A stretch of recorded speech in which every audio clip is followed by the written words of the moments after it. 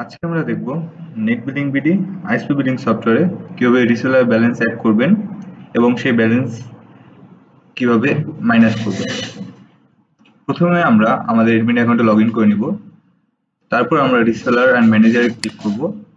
Reseller, আমি এই reseller অ্যাকাউন্টে টাকা অ্যাড করতে যাচ্ছি। এখান থেকে অ্যাকশন বাটনে ক্লিক করব।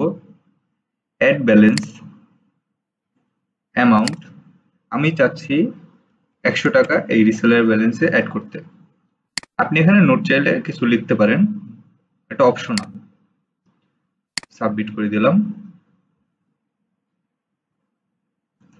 Balance has been added successfully, আমাদের ব্যালেন্স সাকসেসফুলি ভাবে অ্যাড হয়ে গিয়েছে।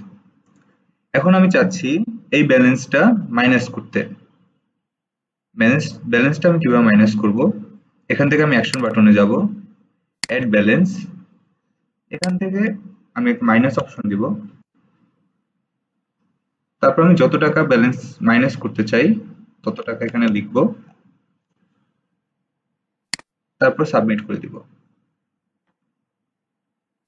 আমি এখানে যদি রিলোড করি তাহলে আমার ব্যালেন্সটা 0 হয়ে যাবে। ধন্যবাদ নেট বিলিং বিডির সাথে থাকার জন্য।